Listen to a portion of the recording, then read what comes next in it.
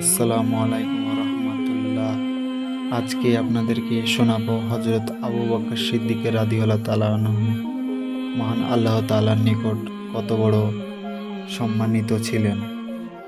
ইসলাম ধর্ম গ্রহণ করার আগে হজরত আবু বকর সিদ্দিক রাদিয়াল্লাহু তাআলা আনহু একজন বড় ধনী ব্যক্তি ছিলেন।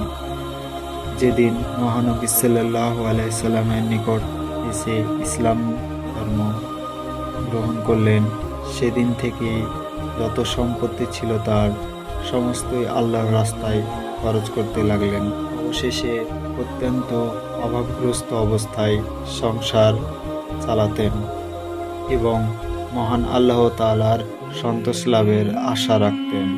কিছুদিন পর এরকম অবস্থা হয়েছিল যে নিজের পরিবারের খোরাক পোষকের জন্য অনেক কষ্ট করতে বাধ্য হতেন। দিন মসজিদে নামাজ পড়তে যেতে কিছু দেরি হওয়ায় তাকে দেখে হযরত নবী করিম সাল্লাল্লাহু আলাইহি সাল্লাম বললেন, হে আবু বকর রাদিয়াল্লাহু তাআলা আনহু, আমি জীবিত থাকতে ইসলামের প্রতি আপনাদের এত অবহেলা হচ্ছে, আমার অবর্তমানে আরও কত কি হবে বলা যায় না। তখন হযরত আবু বকর সিদ্দিক রাদিয়াল্লাহু তাআলা আনহু লজ্জিত হয়ে বললেন, হুজুর, আমার অবহেলারও দেরির জন্য আমি খুবই লজ্জিত।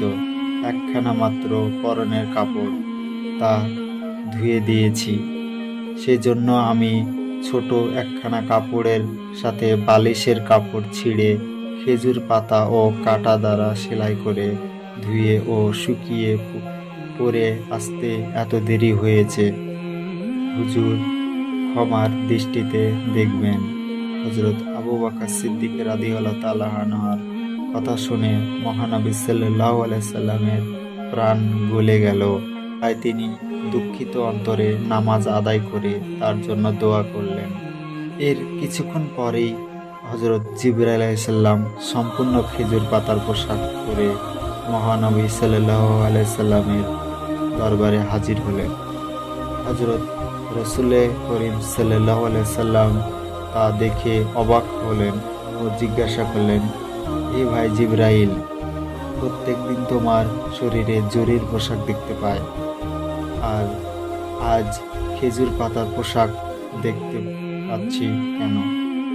হযরত জিবরাইল আলাইহিস সালাম বললেন, যখন হযরত আবু বকর সিদ্দিক রাদিয়াল্লাহু তাআলা আনহু খেজুর পাতা সেলাই করা কাপড় পরে নামাজ পড়তে এসেছিলেন, তখন মহান আল্লাহ তাআলা সমস্ত ফেরেশতাদেরকে ডেকে বললেন, দেখো হে ফেরেশতাগণ, আবু বকর সিদ্দিক রাদিয়াল্লাহু তাআলা আনহু আমার সন্তোষ লাভের জন্য কত কষ্ট স্বীকার করতেছে।